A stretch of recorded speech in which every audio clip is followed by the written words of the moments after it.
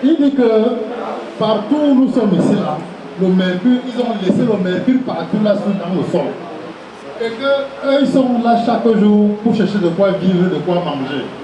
Et sans le mercure là, ils ne peuvent pas trouver l'or qu'ils veulent. Ils vont aller vendre pour vivre et manger. Maintenant qu'on dit que le mercure est mauvais, lui, il fait donc comment?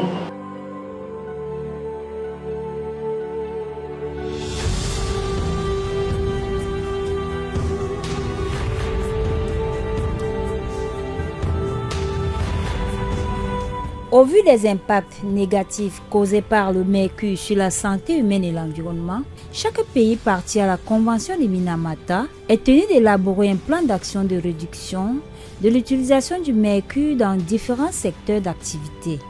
Au Cameroun, les nuisances sanitaires et environnementales causées par le mercure à travers les pratiques illicites des orpailleurs sont bien perceptibles.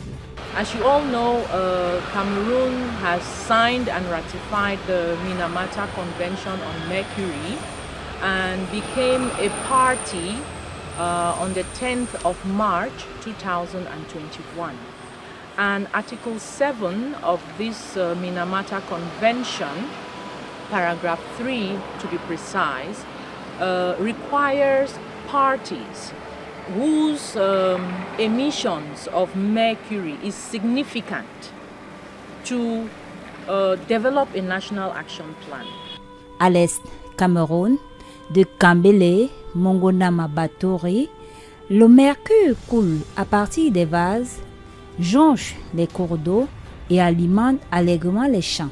Ce métal hautement toxique est déversé dans les trous miniers au passage des orpailleurs qui, sans équipement de protection, sont constamment malades, des maladies inexplicables. Le mercure a beaucoup de conséquences liées au niveau de la santé. Et quand on parle de personnes qui font l'extraction artisanale, ça veut dire qu'il n'y a aucune technique professionnelle qui est utilisée. Ils utilisent plutôt le matériel local pour faire cette extraction. En faisant ça, ils sont trop exposés pour la contamination liée à ce mercure. Et les conséquences sont nombreuses, qui sont vraiment catastrophiques. Il faut aussi dire qu'à long terme, ça peut venir avec les conséquences de cancer. Et il y a aussi les peaux qui sont dégradées, il faut bien dire ça, surtout au niveau des femmes. Il faut avoir que ça peut revenir avec ce qu'on appelle en anglais infertility, ça veut dire que difficulté à accoucher. Et il faut aussi dire qu'au niveau de l'enseignement, une femme qui est toujours dans l'eau avec le mercure pour avoir les difficultés de s'arrêter de saigner s'ils sont en période de leurs règles, ils continuent à saigner jusqu'à peut-être ça peut arriver à mort, vous voyez un peu. Il y a aussi le perte de chevaux pour certains, qui est un niveau vraiment très élevé pour le cancer, comme j'ai déjà soulevé. Les géographes affirment que les sites restent orphelins et les chantiers illicites font prospérer une économie minière clandestine encore moins maîtrisée par l'administration au regard des actions correctives encore en gestation dans les différentes administrations sectorielles. En collaboration avec le ministère des Mines et le ministère de la Santé publique, le ministère de l'Environnement du Cameroun entend appliquer les recommandations de la Convention de Minamata. C'est d'ailleurs cette équipe qui pilote le projet d'élaboration du plan d'action national depuis 2019 sous financement du Fonds pour l'environnement mondial en abrégé FEM et de l'Organisation des Nations Unies pour le développement industriel ONUDI. Le Cameroun, dans le cadre de la mise en œuvre de la Convention de Minamata sur le mercure, a bénéficié avec l'appui technique de l'Organisation des Nations Unies pour le développement industriel en abrégé ONUDI d'un financement du Fonds pour l'environnement mondial pour élaborer son plan d'action national. C'est dans le cadre du processus de mise en œuvre de cette convention de Minamata que le secteur minier à petite échelle de l'or au Cameroun est pris comme cible de la campagne de sensibilisation d'information et d'éducation sur les impacts négatifs liés à l'utilisation du mercure. Lors de l'atelier de concertation, l'équipe du projet a suivi de bout en bout les échanges, les expos parties prenantes du projet, les expériences des leaders des associations et des chefs chantiers, des artisans miniers, les témoignages des collecteurs d'or et le plaidoyer des autorités traditionnelles de Kambélé 1, 2, 3, de Kété et de Colomine. Le problème du mercure, nous, avant, on ne connaissait pas ce qu'on appelait le mercure. Mais c'est l'arrivée des Chinois, à travers leur travail, ils ont commencé à utiliser le mercure jusqu'à ce que l'eau est vraiment polluée, c'est vraiment pollué, même jusqu'aux poissons. Si vous pêchez même, si vous trouvez même un mar d'eau quelque part, qu'il y a les poissons, quand vous mangez, vous avez beaucoup de maladies. Précédé sur les rails de la sensibilisation par l'ONG FODER, les trajectoires du partage de l'information nous orientent vers les sites miniers identifiés dans cette mission. Les artisans miniers acceptent bel et bien qu'ils manipulent le mercure et le cyanure au quotidien. Ici, là, présentement, pour le problème de... Avant de comprendre le problème du mercure, là, c'est vraiment très pertinent. Parce que j'ai fait le moins possible de venir quand même comprendre ce qui se passe dans le mercure. Vraiment, je suis très fier de ça. Très fier. Je n'ai même pas beaucoup à dire, je vous remercie. Est-ce que tu as parlé de problème? Comme ce que j'ai retenu, comme le problème de mercure. Comment l'utilisation de mercure, comme ça donne des maladies, ça nous contamine. Ce que j'ai vraiment retenu. Puisque nous, c'est les gens qui travaillent dans le mercure, on ne connaît pas comment utiliser le mercure là. Ici, venir vraiment comprendre, c'est vraiment très pertinent. Nous retrouvons le mercure au Cameroun d'une manière clandestine en ce qui concerne l'extraction de l'or. Ce n'est jamais l'administration du Cameroun qui a autorisé l'intégration du mercure au Cameroun. Au contraire, ça a été immigré d'une manière clandestine.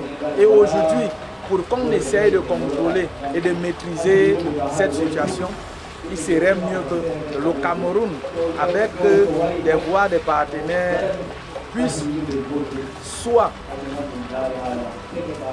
d'une première façon créer une convention pour l'utilisation du mercure, ce qui va permettre à nos contrôleurs, ceux qui seront du domaine, dans quel ministère il faut gérer le mercure, seront capables de contrôler et de faire face à tout ce qui utilise le mercure. Si par la suite ceci n'est pas fait, ça veut dire qu'on doit plutôt aller à une vitesse supérieure qui doit dire carrément non, et non d'être là. Il faut être strict là-dessus. Selon eux, 70% des femmes sont touchées dans leur sexe parce qu'elles mettent l'ongle dans de l'eau de lessivage des bouts d'oreilles. 70% des femmes qui sont dans les sites miniers sont impactées par le mercure. Nous disons aux femmes de limiter leur entrée dans l'eau polluée par les produits substituts utilisés par le mercure. Bon, et surtout qu'ils entrent avec les petits enfants et avec même leurs bébés, les bébés qui tombent parfois dans l'eau, ça devient. Et quand il y a des cas mortels, on fait allusion à la sorcellerie. Donc nous leur disons, ne croyez pas que la mort viendra de très loin pendant ce temps que vous utilisez, vous vous lavez même avec de l'eau, le mercure, vous mangez avec les mains qui ont déjà touché le mercure, sachez que de n'importe quelle façon, les impacts, même s'ils ne sont pas immédiats, à la longue, vous serez victime de beaucoup d'autres de maladies et même des décès. Selon le ministère de la Santé publique, après enquête sur les indicateurs d'intoxication au mercure dans cette zone minière, les pathologies liées à l'utilisation du mercure chez les enfants sont les brûlures des mains, la cécité, les crises d'épilepsie et les déficiences intellectuelles. Chez les adultes, c'est le tremblement de main, les troubles visuels et auditifs, des pertes de mémoire, des blessures inguérissables et l'infertilité. Après cette enquête des spécialistes de la santé dans ces formations sanitaires de l'arrondissement de Batouri, du département Lakadei dans la région de l'Est Cameroun, les raisons quotidiennes de consultation des artisans miniers et leurs familles proviennent de ces pathologies-là. C'est à l'issue des résultats de ces analyses médicales que les mesures correctives seront votées par un comité interministériel et par la suite vulgarisées pour alerter les populations et les protéger contre les nuisances du mercure. C'est ce que prescrit d'ailleurs la Convention de Minamata à tous les pays qui l'ont ratifiée. La 5e réunion de la conférence des parties à la Convention de Minamata sur le mercure, appelée COP5, a une fois de plus enregistré la position du continent africain. Pour l'ensemble des pays africains, cesser d'installer les lampes fluorescentes dans les bureaux et habitations, interdire au plus tard en 2025 leur fabrication, leur importation et leur exportation est une mesure indéniable pour éliminer la pollution par le mercure. Ces experts sont unanimes sur le fait que la collecte et le traitement des déchets des lampes fluorescentes constituent déjà une épineuse problématique pour les pays de la région. Leur proposition d'amendement concerne également l'élimination des produits éclaircissants au mercure pour la peau et les amalgames dentaires. Une équipe du ministère de l'Environnement du Cameroun a produit un rapport de l'évaluation des capacités nationales en matière de santé publique. Il révèle que la dangerosité des amalgames dentaires est avérée car ils sont encore usuels au Cameroun. Ce rapport stipule tout de même que des efforts progressent quant aux alternatives sur les amalgames dentaires dans les cabinets dentaires inscrits dans l'Ordre national des chirurgiens dentistes. Une réglementation relative à l'élimination complète de la fabrication, de l'importation et de l'utilisation des amalgames dentaires est également en gestation. Rappelons que ces différentes actions entreprises au Cameroun par le ministère de l'Environnement entrent en droit de ce que l'équipe de pilotage doit remplir comme cahier de charges dans le projet d'élaboration du plan d'action national entrepris depuis juin 2021.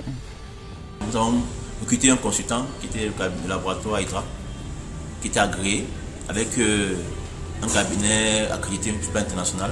Nous sommes allés sur le terrain, nous avons prélevé des échantillons d'eau, environ 40 échantillons d'eau, 50 échantillons de sol et 10 échantillons de poissons. Le contractant qui était Hydra a continué des travaux. À la suite de ces travaux-là, ils ont produit un rapport d'analyse. C'est qu'ils ont présenté les teneurs de mercure, conformément aux coordonnées également, coordonnées géographiques dans lesquelles les échantillons étaient prélevés. Ce qui nous a permis d'avoir un aperçu des 16 sites qu'on a visités. Il s'agit concrètement de l'évaluation des capacités nationales en matière de santé publique, la collecte des données indiquant les populations exposées ou intoxiquées, l'analyse de la situation de l'utilisation du mercure dans le secteur de l'EMAP et de l'or au Cameroun, l'élaboration des stratégies de communication et d'implication des parties prenantes dans le développement continu du PAN, la formalisation des méthodes durables et la validation du plan d'action national. Ce projet a pour objectif d'améliorer les capacités nationales en vue de promouvoir les bonnes pratiques dans ce secteur d'activité pour réduire et si possible éliminer l'utilisation du mercure dans le secteur de l'EMAP et de l'or au Cameroun. Donc, les acteurs impliqués dans ce projet sont le ministère de l'Environnement, de la Protection de la Nature et du Développement durable, qui assure la coordination du projet, le ministère de la Santé publique, qui va se charger de l'élaboration de la stratégie nationale de santé publique dans ce secteur d'activité, et puis le ministère des Mines, de l'Industrie et du Développement technologique, qui va effectuer une analyse de la situation profonde au niveau du pays sur les pollutions au mercure et également développer la stratégie de formalisation de ce secteur d'activité.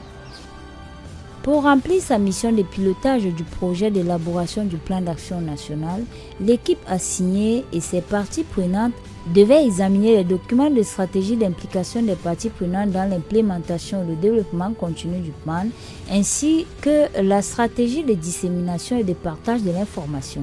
Certains sites pilotes en termes pour déterminer les niveaux du mercure dans les échantillons, on va dire, des sols, des aliments. Il a fallu envoyer les échantillons en Afrique du Sud. Donc il est important qu'on développe, qu'on renforce notre plateau technique de manière à être capable de mesurer les mercures ici au Cameroun sans toutefois avoir besoin d'aller à l'étranger. Et nous, à l'Institut de recherche géologique et minière, on est focalisé sur cet objectif. Et on pense, nous disposons déjà d'un instrument qui peut déterminer les métaux lourds en utilisant la spectrométrie de fluorescence X, mais qui n'est pas optimale. La limite de détection n'est pas très bonne pour mesurer le mercure. Donc il est important qu'on ait un dispositif qui mesure uniquement le mercure, et il en existe. Donc le projet nous permette de disposer d'un équipement pour mesurer le mercure. Et là on peut contribuer efficacement et puis atteindre l'objectif qui a été assigné à l'Institut de recherche géologique et minière dans la mise en œuvre de ce plan d'action national. Oui, vous savez, le PAN, l'élaboration du PAN, c'était un ensemble d'activités. Nous avons commencé en septembre 2021 et nous continuons aujourd'hui. Donc ça veut dire que nous avons eu 3 années d'activité. Et ces activités-là, c'était des activités d'élaboration, c'était également aussi des activités où on a invité le comité de pilotage pour la validation de certains livrables. Donc, je me dis que mon sentiment est le sentiment d'une personne qui a certes bravé les étapes, mais qui a également aussi eu à partager tout au long de ce pan. Parce que vous savez, les rencontres que nous faisons dans le cadre de certaines activités, les personnes-là nous permettent également aussi de nous surpasser. Pour moi, je ne pense pas qu'avoir des contraintes dans le cadre d'un travail,